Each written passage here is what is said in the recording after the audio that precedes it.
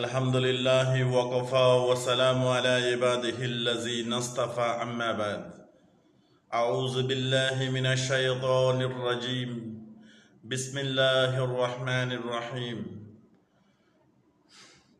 আমানু উদখুলু ফিস সিলমি কাফা وقال رسول الله صلى الله عليه وسلم أحلز دينك يكفيك العمل القليل وكما قال عليه الصلاة والسلام سبحانك لا علم لنا إلا ما علمتنا إنك أنت العليم الحكيم সম্মানিত প্রিয় বন্ধুগণ, আল্লাহ জাল্লা জালালুহু আম্মান ওয়ালাহুর অসংখ্য মেহেরবানি ফজল করম এহসান যিনি আমাদেরকে মানব জাতি বানাইছে, আলহামদুলিল্লাহ।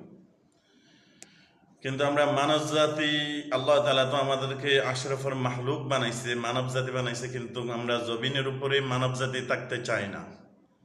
আমরা পশু হইতে চাই, আমরা বান্দর হইতে চাই, আমরা এরকম পেশা পাখি হইতে চাই। আমরা বিভিন্ন মুখোশ পরিধান করিয়া এবং মনে করে আমি পশুর থেকে তৈয়ারি, আমি বান্দরের থেকে তৈয়ারি, এরকম কিছু বাপ সাপ নিয়ে সমাজে এমন কিছু লোক পশু মার্কা তারা বছরে একবার জমিনে চলে আসে আর তারা প্রকাশ করে যে আমরা এই ধরনের লোক। আফসোস, আল্লাহ তাআলা দুটা আমাদের জন্য, আমরা যেন খুশি থাকি এই জন্য আল্লাহ তাআলা দুটা ঈদ দিছে। ওই ঈদের সময় রোজা রাখা নিষিদ্ধ। ওই ঈদের দিন ঈদের নামাজের পরে নফল নামাজ পড়া নিষিদ্ধ। যে আল্লাহ বলে তোমরা খুশি থাকো, এনজয় করো, তোমরা খাও পিও, মজার সাথে ঘোরাফেরা করো আত্মীয় স্বজনদের বাড়িতে, নতুন কাপড় চোপড় পরে তোমরা উন্দা খুশবো, ভালো খুশবো লাগাইয়া তোমরা ঘোরাফেরা করতে থাকো, তোমরা খুশি থাকো। এই ঈদকে তোমাদের জন্য আল্লাহ তাআলা বলে যে তোমাদেরই জন্য।